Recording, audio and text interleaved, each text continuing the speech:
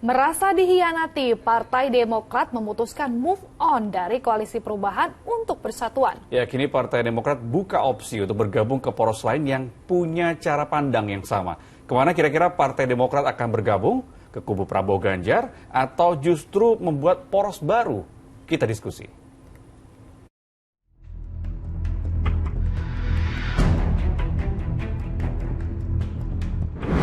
Merasa dihianati, lalu ditinggalkan, Partai Demokrat akhirnya memutuskan untuk move on.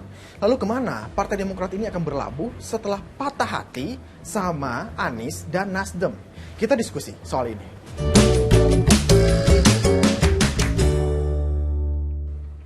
Mencoba move on dari Anies dan Nasdem, Senin siang 4 September, Partai Demokrat kembali berembuk bahas kemana partainya akan berlabuh.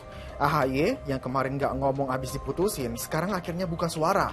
Putra sulung SBY itu bilang bakal buka opsi bersama poros lain yang punya cara pandang yang sama. AHY juga gak lupa mengucapkan selamat kepada Anies dan Caimin. Demokrat akan berikhtiar untuk bergabung dengan koalisi lain yang memiliki kesamaan cara pandang, visi kebangsaan, dan etika politik. Mari kita song-song perjalanan politik yang baru dengan hati yang bersih, dengan niat yang baik, cara yang baik, dan tujuan yang baik. Pertama-tama, tentu dengan memberi maaf kepada siapapun yang telah menyakiti kita, baik secara langsung maupun tidak langsung. Semoga kita semua bisa memaafkan, walaupun tidak begitu saja melupakan. Saya pun sebagai manusia biasa tentu tidak luput dari kekurangan. Mohon dimaafkan. Mari kita buka lembaran baru ke depan. Kita harus segera move on. Hari ini kami, keluarga Partai Demokrat, dengan berbesar hati, dengan kerendahan hati, menyatakan move on dan siap menyongsong peluang-peluang baik di depan.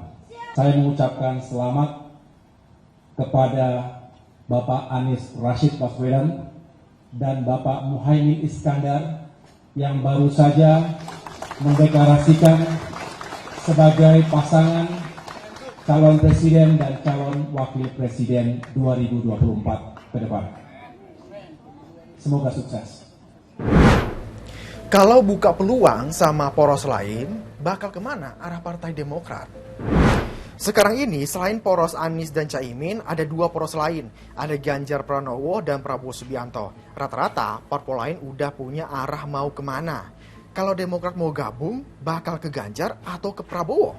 Kita lihat beberapa bulan ke belakang ya, komunikasi politik lebih banyak dilakukan malah dengan PDI Perjuangan. Kalau kita lihat bertemunya Mas AHY misalnya dengan Mbak Puan, sesuatu yang dulu dianggap orang hampir tidak terjadi antara dua partai yang berseteru semenjak 2004. Di lain Pak SBY misalnya pernah tanda kutip ya melempar sebuah wacana melalui sebuah cerita mengenai mimpi kereta, ada Ibu Mega, ada Pak SBY, ada Pak Jokowi menuju tempat. Saya pikir itu menunjukkan sikap politik bahwa Pak SBY dan Partai Demokrat menginginkan adanya sebuah rekonsiliasi tanda kutip. Dan memang kalau kita tarik lagi ke belakang, kenapa tidak ke Pak Prabowo? Kalau kita ingat di 2014 ketika misalnya Pak SBY maju pun sebagai wakil Pak Prabowo, SBY tidak all out. Prabowo kan ada sesuatu di situ ketika biasanya berpasangan dengan Prabowo pun SBY tidak bersikap all out. Mungkin saja kalau kita mau berspekulasi mengenai rumor-rumor bahwa ada hubungan yang tidak terlalu baik antara SBY dengan Prabowo pada masa militer misalnya.